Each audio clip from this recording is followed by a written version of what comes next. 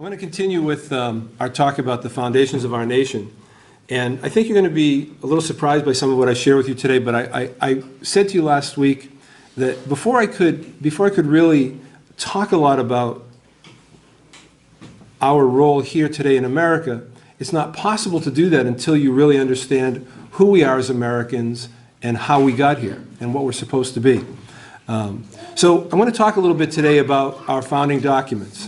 And if you'll just indulge me, I'm going to go through some things kind of quickly, but what I intend to do today is I want to marry our history with our contemporary occurrences. And so if you'll just indulge me a little bit. When our Constitution was written, debate over it began in the press after an anonymous writer in New York, in the New York Journal, warned citizens that the document was not all that it seemed to be. This form of government, I want you to listen carefully to the words here. And I want you to notice something else also. I've already said it, and I'll just point it out. An anonymous citizen. Anonymous was so important. This form of government is handed to you by the recommendations of a man who merits the confidence of the public. But you ought to recollect that the wisest and best of men may err, and their errors, if adopted, may be fatal to the community, said the author who took the pen name Cato to voice his displeasure with the parts of the constitutions that were championed by George Washington, James Madison, and Benjamin Franklin. He later wrote this. He said, and his anonymous letter there, just I read a part of it, that sparked a conversation and a debate throughout the nation. And he later wrote this. He said, listen so carefully, please. Government, to an American, is the science of his political safety. This then is a moment, yes, the most important, and it points to your reputation as members of a great nation and to your immediate safety and to that of your posterity. In your private concerns and affairs of life, you deliberate with caution and you act with prudence. Your public concerns require a caution and a prudence in a ratio suited to the difference and dignity of the subject. The disposal of your reputation and your lives and property is more monumentous than a contract for a farm or the sale of baked goods. In the latter, it is a mere loss of a little property, which more circumspection may repair. In the former, if you neglect or are inattentive, the ambitious and despotic will entrap you in their toils and bind you with a cord of power from which you and your posterity may never be freed. And it carries along with it the consequences that will make your community totter to its center. Now, those are powerful words, and those are words that are just as relevant today as they were when they were written in the 17 whatevers. And they were written in a state called New York by a guy who went by the name Cato. Now, Cato wouldn't be allowed to have a Facebook account today because the Gestapos at Facebook would not even think of allowing someone to be anonymous. We have to know who you are, and we have to track every single thing you say. Now you say, well, why are you picking on Facebook? Well, Facebook is kind of like the new newspapers. I mean, so many people go there for news and information. A lot of people never leave that site as far as where they go for information. But who was Cato?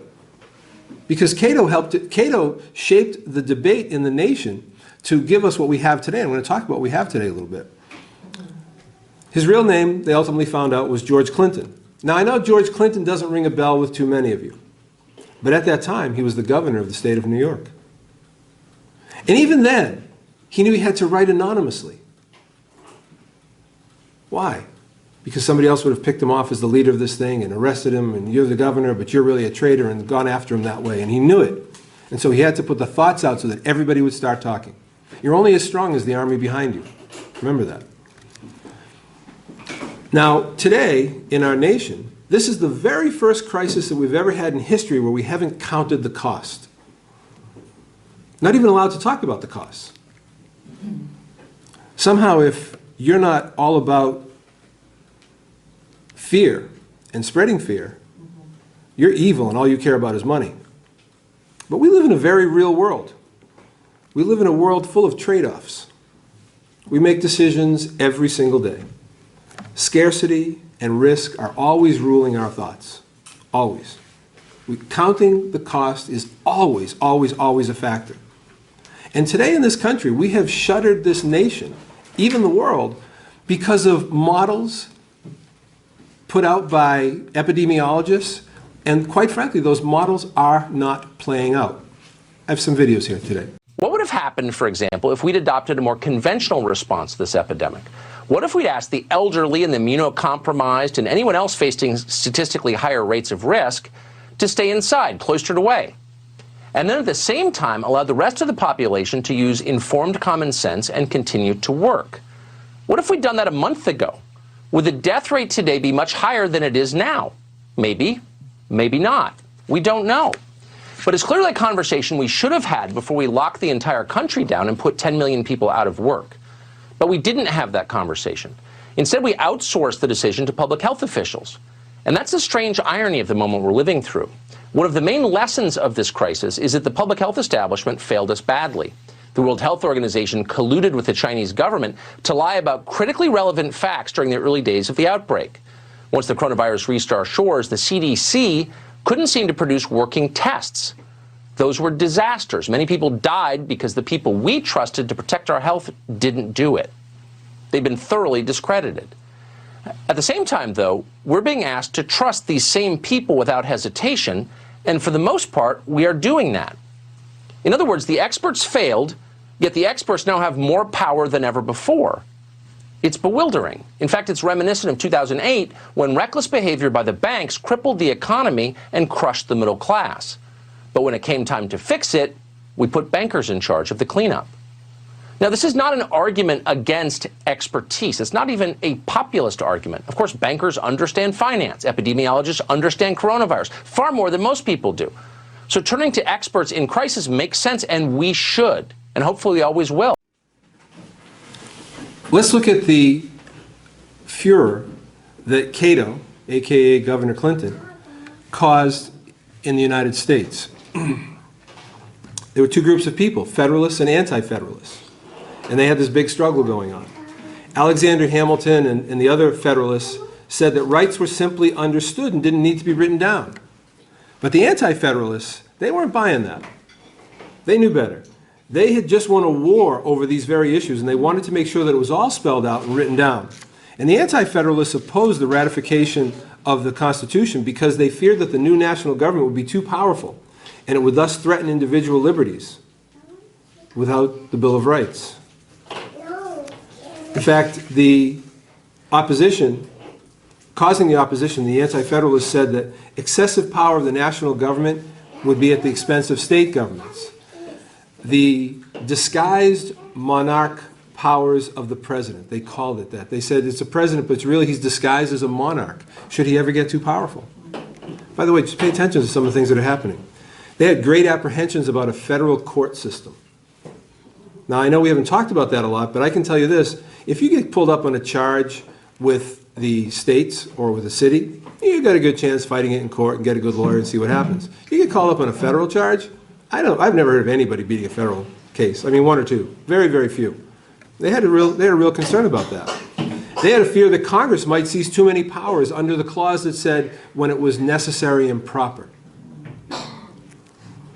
They had concerns that the Republican form of government couldn't work in a land the size of the United States. And back then, we just had the East Coast. The Louisiana Purchase hadn't happened, and out west, all the way to California, we didn't have that. And their most successful argument against the adoption of the Constitution was the lack of a Bill of Rights to protect the individual liberties. And listen to what Patrick Henry said. Listen to him.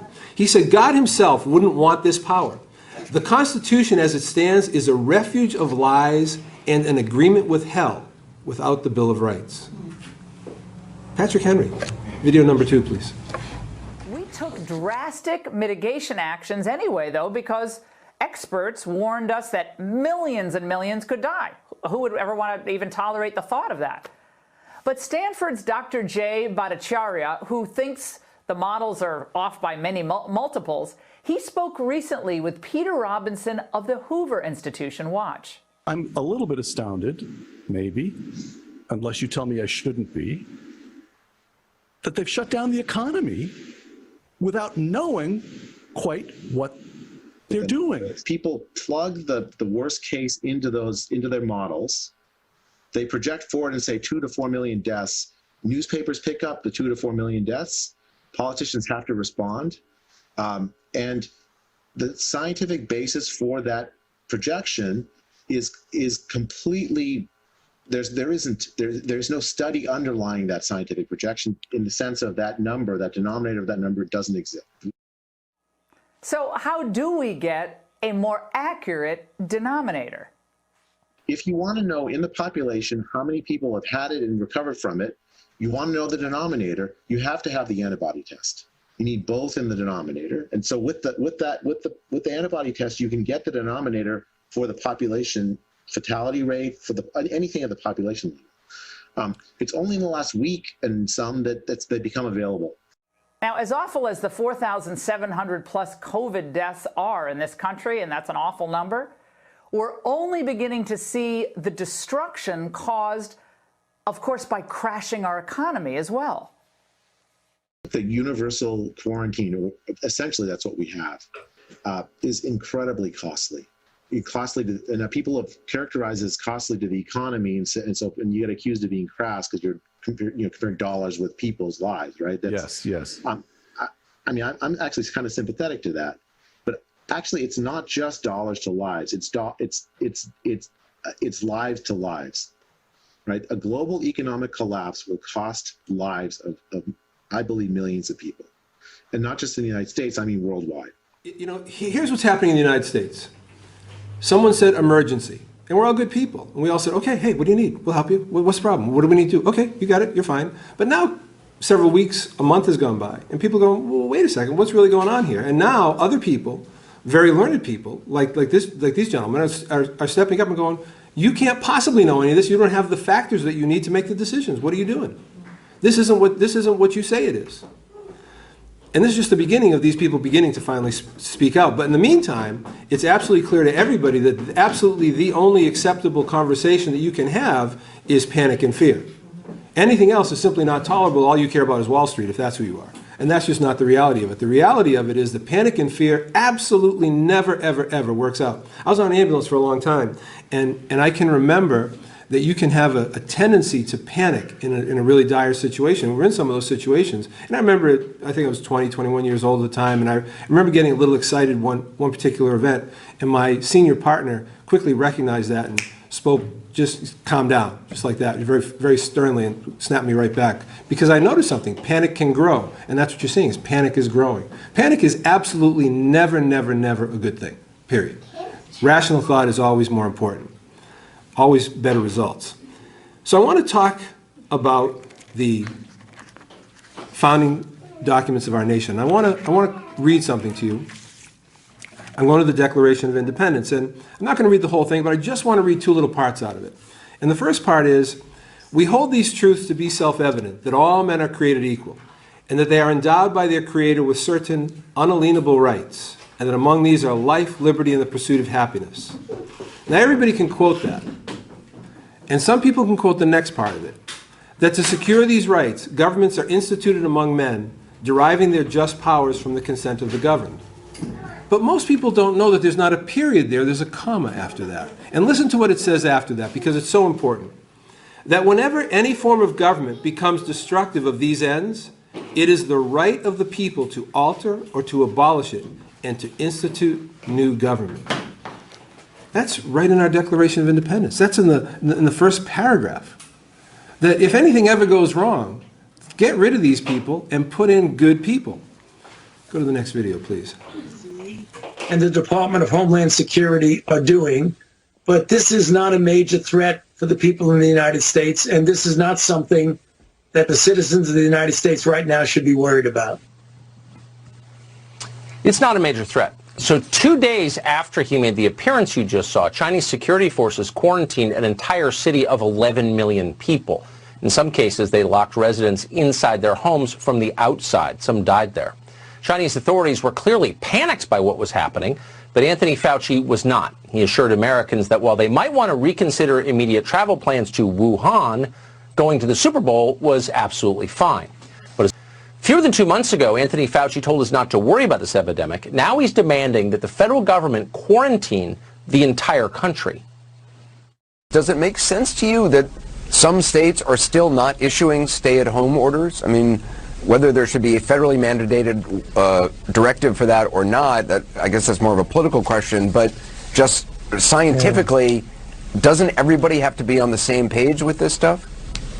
Yeah, I think so, Anderson. I don't understand why that's not happening. As you said, you know, the tension between federally mandated versus states' rights to do what they want is something I don't want to get into. But if you look at what's going on in this country, I just don't understand why we're not doing that. We really should be. A nationally, federally mandated shutdown. So how long would such a shutdown last? Well, just 2 days ago, Anthony Fauci suggested the country should remain under quarantine until there are no more coronavirus infections and no more deaths.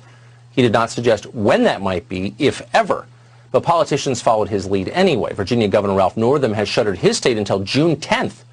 A source with knowledge reports tonight that Andrew Cuomo has privately discussed locking down the state of New York until possibly fall.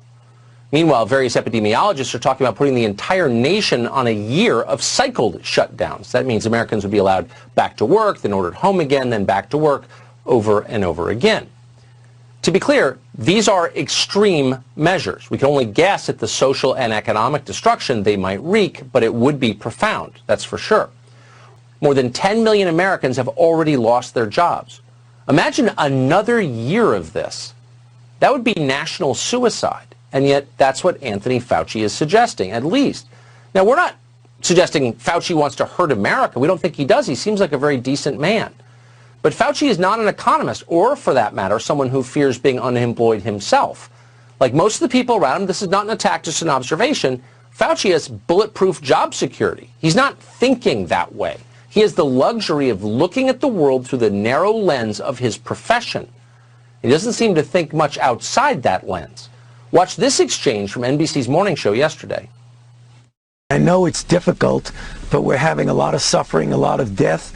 This is inconvenient from an economic and a personal standpoint, but we just have to do it. Inconvenient? 10 million Americans out of work and staring at poverty. That is not, quote, inconvenient, as you just heard Dr. Fauci put it. It's horrifying. In fact, it's a far bigger disaster than the virus itself, by any measure. Tony Fauci, decent as he may be, can't see that because he doesn't think it's his job to see it. But even a doctor should be able to think beyond the models. Our response to coronavirus could turn this into a far poorer nation. Poor countries are unhealthy countries, always and everywhere. In poor countries, people die of treatable diseases. In poor countries, people are far more vulnerable to obscure viruses like the one we're fighting now. You want to keep Americans from dying before their time? Then don't impoverish them. For all his credentials, his experience, his apparent personal decency, Dr. Anthony Fauci does not seem to understand any of this, and we should never let someone like that run this country. I want to go back to the Declaration, because there's another little piece that people always don't pay attention to. I'll just quote this part. But when a long train of abuses and usurpations, pursuing invariably the same object, evinces a design to reduce them under absolute despotism, it is the right of the people, it is indeed their duty to throw off such government and to provide new guards for their future security. In other words, when the government begins to get out of control, you had better act and get rid of them, because they'll go further. Go to the next video, please, video 4. But it's not only the Democrats playing games here. Former Trump administration FDA commissioner, well, he's actually seeing his own demand peak. Scott Gottlieb, he's on television several times a day and has the ear of the White House. He's written a kind of roadmap to recovery plan that discusses the need to do a bunch of things to get back to normal, including, in part, tracking citizens' movement during this crisis. Now, some of this is already happening. Sources told the Wall Street Journal that the federal, state, and local governments have already started collecting and studying geolocation data. Now, it turns out that big tech is helping Big Brother track your COVID compliance. Now, we expect this kind of stuff from China and Russia, maybe even Korea, but here? Now, when I was a student in the Soviet Union, They watched our every move. There were informants in our hotel and the coffee, stand-up little coffee shops, and they all received special government privileges for ratting out, tourists into the Soviet Union or even their fellow citizens. My goodness, we can't have that here. Now, in the coming days and the coming weeks, we're going to be doing some tracking of our own, of the models funded by billionaires that keep Americans out of work, and of projections that are based in faulty assumptions, and in some cases, even incomplete data. Congress may be out of session while you're out of work, but not us. It gets even better. I have more to show you as we go on here. But for the moment, I want to turn to Ezekiel, chapter 46, please. I just want to read one verse. Ezekiel, chapter 46. Moreover, the prince shall not take of the people's inheritance by oppression, to thrust them out of their possession, that means property, but he shall give his son's inheritance out of his own possession, that my people be not scattered, every man from his possession. It is God's intention that the king doesn't take our possessions, our property. And our property is more than just our home. It's our livelihood, it's our personal possessions, it is all kinds of things, our property. So now, as we continue going back to our founding fathers, one of my favorite people is Patrick Henry. And I'm going to take a few minutes and share a little bit of that speech with you that he gave, that such famous one. It was given in March 23rd, 1775 at St. John's Church in Richmond, Virginia, at the Virginia Convention. And the main purpose of his speech was to convince the delegates to secede from Britain, and moreover, to actually fight back against them. And on that day that he gave his very famous speech, he was arguing that the Virginia military should be involved in actually fighting a war against the British to get them out of the United States. He wanted to convince the people attending that the Virginia troops should be waging war with Great Britain. Now, understand what was happening. At that time, Britain had sent warships all over the harbors, okay? So I'm going to just recite a little bit of this, and there were a couple of people who gave observations at that time, and I've read their observations, and I'll share some of that in it. I won't read the whole speech, but a couple parts are important. And I want you to hear the language, because remember, our heritage is important. The only reason we're sitting here today is because of men like this. He said, "No man thinks more highly than I do of the patriotism as well as the abilities of every worthy gentleman who's just addressed this House. But different men often see the same subject in different lights, and therefore I hope it will not be thought disrespectful to those gentlemen if I, entertaining as I do opinions of a character very opposite to theirs. I speak forth my sentiments freely and without reserve. This is no time for ceremony. The question before the House is one of awful moment to this country. For my own part, I consider it as nothing less than a question of freedom or slavery. And in proportion to that magnitude of the subject ought to be the freedom of the debate. It is only in this way that we can hope to arrive at truth and fulfill the great responsibility which we hold to God and country. Should I keep back my opinion at such a time through fear of giving offense? I should consider myself as guilty of treason toward my country and of an act of disloyalty toward the majesty of heaven if I were to do so. And I revere him above all earthly kings." That was a word he sent to the king. "Are we disposed to be of the number of those who, having eyes, see not, and having ears, hear not, the things which are so clearly concerning our temporal salvation? For my part, whatever anguish of spirit it may cost, I'm willing to know the whole truth, to know the worst, and to provide for it. Suffer not yourselves to be betrayed with a kiss. Ask yourselves how gracious a reception our petition comports with the warlike preparations which cover our waters and darken our land. Are the fleets and armies necessary to a work of love and reconciliation? Have we shown ourselves so unwilling to be reconciled that force must be called in to win back our love?" Remember, there were loyalists in the Virginia House, and there were people who didn't think we should stay loyal to the king. And there were representatives of the king all there. And he was speaking directly to them. "Let us not deceive ourselves. These are the implements of war and subjugation, and the last arguments, which are the last arguments to which kings resort. I ask, gentlemen, sir, that this martial array, if its purpose be not to force us to submission, what other cause can there be?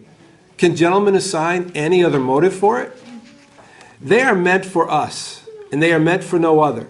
They are sent over to bind and rivet upon those the chains from which the British ministry have been forging for so long. And I want to pause for a second, because there is a group here that has been forging chains for a long time, that have desired to take over our nation. And pay attention, because these words are as important today as they were in 1776. There is no longer any room for hope. If we wish to be free, if we mean to preserve inviolate those inestimable privileges for which we have been so long contending, if we mean not basely to abandon the noble struggle in which we have been so long engaged, in which we have pledged ourselves never to abandon until the glorious objective of our contest shall be obtained, then we must fight. I repeat it, sir, we must fight. An appeal to the arms and to the God of hosts in all that is left in us. They tell us, sir, that we are weak, unable to cope with so formidable an adversary. But when shall we be stronger? Will it be in the next week or the next year? Will it be when we are totally disarmed and when a British guard has stationed in every house? Shall we gather by irresolution and inaction? Shall we gather strength by irresolution and inaction? Shall we acquire the means of effectual resistance by lying flat on our backs and hugging the delusive phantom of hope until our enemies have bound us hand and feet? We are not weak. If we make proper use of those means which God of nature has placed in our power, the millions of people armed in the holy cause of liberty and in such a country as that which we possess are invincible by any force which our enemy can send against us. Besides, sir, we shall not fight our battles alone. There is a just God who presides over the destinies of nations, who will rise up friends to fight our battles for us. The battle, sir, is not to the strong alone. It is to the vigilant, to the active, and to the brave. Besides, sir, we have no election. If we were base enough to desire it, it is now too late to retire from the contest. Then he turns to the loyalists, and he says, there is no retreat but submission to slavery. Our chains are forged.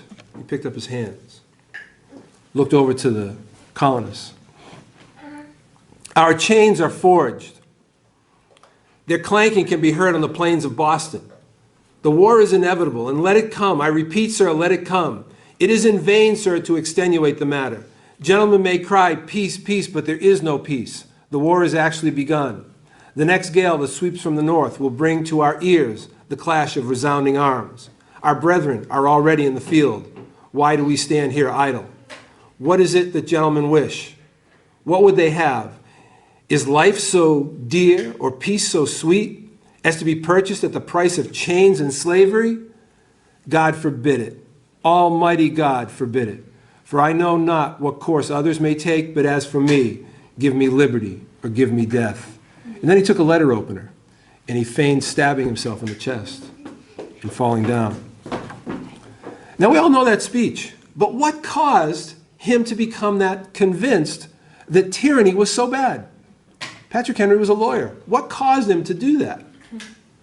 He was walking into the courthouse one day and he saw someone in stocks.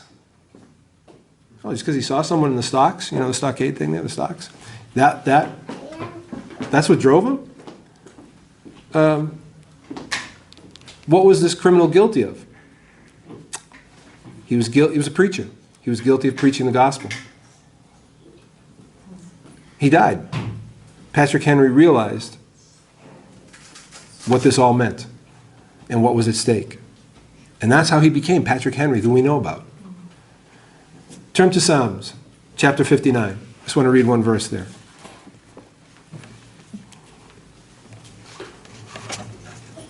Our freedoms are so important, and they were so hard fought to have today. And we have no business rolling over and just giving them away. And we won't get them back, I'm telling you that now. Psalm 59, verse 2, deliver me from the workers of iniquity and save me from bloody men. I'll let you figure out what all that means. Let's go to video number 5, please. reoccurring violations of the Safer at Home order, please continue to let us know at coronavirus.lacity.org/business violation. You know the old expression about snitches? Well, in this case, snitches get rewards. We want to thank you for turning folks in and making sure we are all safe. I have a question, Mayor Garcetti of Los Angeles. Who keeps us safe from you? I talked last week about how so many people think that the Supreme Court is the ultimate authority in the nation, and if you're here last week, we talked about how it isn't. But I want to look at Article 3, Section 2 of the Constitution, and I want to read just a little bit of it, and I'll explain it, because this is a clause that most people are totally unaware of. And what it does is it gives it lays out the authority of the courts, okay? And there's quite a bit here, and then it says this: in all cases affecting ambassadors, other public ministers, and consuls, and those in which a state shall be a party, the Supreme Court shall have original jurisdiction. And there were a few other things that listed before that. And so I want to explain this concept for a second, original jurisdiction. That means that if there's an issue affecting an ambassador, or an issue affecting one state to another, and an issue where a person has a problem with a state, or a state with a person, and there's a few other variations of all that, and a few other things. In those cases, the place to go for remedy is the Supreme Court. You don't go to your local city court for that, period. And so it says that's the original jurisdiction of the court. Now, in all other cases before mentioned, in all the other cases before the mentioned, the Supreme Court shall have appellate jurisdiction, both as to law and fact, with such, all right, so I'll explain that. So in other words, the other jurisdiction that the court has is to be appealed to, so they can hear about the law and the facts and decide if the law is in fact a good law or not. That's it. So that's what that says. So it says they've got some original jurisdiction, but everything else is an appellate thing. And they can actually hear the facts of the case and even decide on the law of the case. And frequently, that's just about all that the court does, is they decide on the law of the case. And that's its appellate jurisdiction. Now watch this.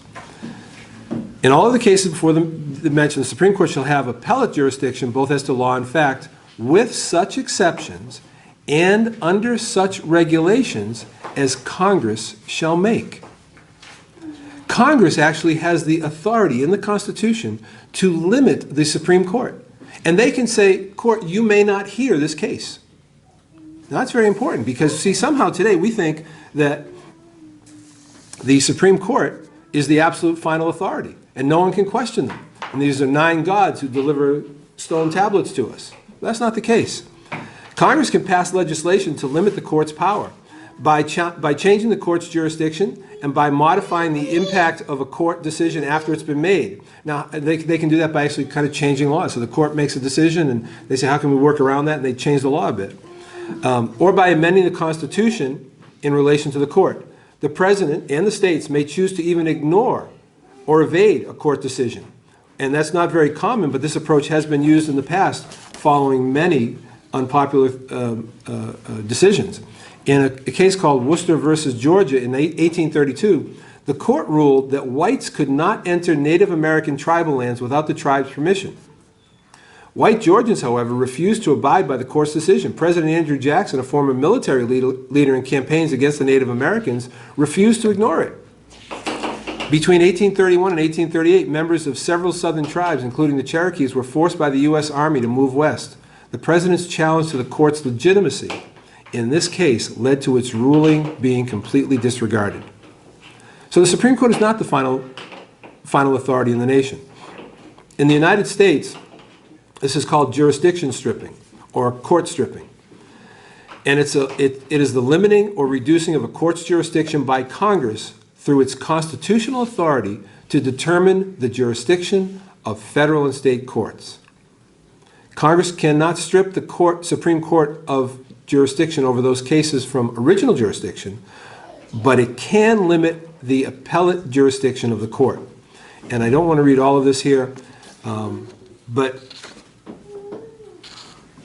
there have been several cases, and I just want you just a couple quick cases here and we'll close up. During Reconstruction, Congress withdrew jurisdiction from a case that the U.S. Supreme Court was then in the process of adjudicating. In terminating the case, the justices acknowledged the authority of Congress to intervene. Listen to what they said. So the Supreme Court was actually in the middle of hearing a case, and Congress stepped in and said, knock it off, guys, get that case off your docket. And the Supreme Court acknowledged, listen to what they said, we are not at liberty to inquire into the motives of the legislature. We can only examine it into its power under the Constitution. And the power to make exceptions to the appellate jurisdiction of this court is given by express words. It is quite clear, therefore, that this court cannot proceed to pronounce judgment in this case, for it has no longer jurisdiction of the appeal. And the judicial duty is not less fitly performed by declining ungranted jurisdiction than in exercising firmly that which the Constitution and the law confers. In 1882, the Supreme Court again concluded that its own actual jurisdiction is confined within the limits of Congress sees fit to prescribe. In 1948, the Supreme Court in Felix Frankfurter case conceded that in a dissenting opinion that Congress need not give this court any appellate power. It may withdraw appellate jurisdiction once conferred. And I can go on and on. There's a whole bunch of cases, including recently, including in, I won't tell you all of them, but in 1996, there were 2 of them, 3 of them in 2005 and 2006.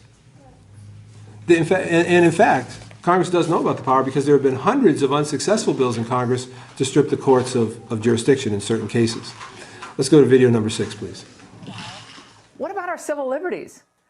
We're going to get our freedom back when this is all over, right? This is going to be transformative. We're never going to be the same again. The fear that we have, the anxiety that we have, that's not just going to go away. When do we get back to normal? I don't think we get back to normal. I think we get back, or we get to a new normal. Wait. And what new normal is that? The old normal was when your kids actually went to school. You could go to work, you could go to church if you wanted, and maybe a restaurant or watch a sporting event or play sports with your friends. You traveled anywhere and whenever you damn well please, without government tracking or police questioning you. That was the old normal. So if the new normal means something innocuous, like we won't buy drugs from China, well, that's great. That's a good new normal. And if it means that we stay home when we're sick and we wash our hands more, fantastic. We all want that. But if the new normal that Cuomo's talking about means abandoning the life we loved before the coronavirus, or using this crisis, as some seem to be doing, as a vehicle for advancing a left-wing freedom-killing agenda, well, count us out. Let's go to the next video, where this is the governor of California, Comrade Gavin Newsom. Now let's see what Gavin Newsom's ideas are. Absolutely, we see this as an opportunity to reshape the way we do business and how we govern. And that shouldn't put shivers up the spines of, one party or the other. I think it's an opportunity anew for both parties to come together and meet this moment and really start to think more systemically, not situationally, not just about getting out of this moment, but more sustainably and systemically to consider where we can go together this historic moment if we meet it at a national level and a state and subnational level. So answer is yes. Yeah, he wants to change everything. He wants to get his radical agendas all up there, running, functioning, keeping everybody under control, making this place a socialist nation. That's what he wants to do. They're trying to seize this opportunity. And that's why our founding fathers saw that we would have a limited federal government. That was their whole purpose. And this federal monstrosity that has grown and grown and grown and grown would appall our founding fathers. It was interesting. I heard something. I didn't bother to put the clip on there, but some states have mandated that essential services are abortion clinics, but all the gun shops have to close. I just thought that was very interesting. Very, very interesting. It just shows where we've gone. But I look back to Alexander Hamilton. What did Alexander Hamilton say? And he was one of the Federalists. He believed in a federal government. But what did he say? The Constitution shall never be construed to prevent the people of the United States who are peaceable citizens from keeping their own arms. Period. pay attention to what's going on. I want to close with Jeremiah. Jeremiah chapter 18.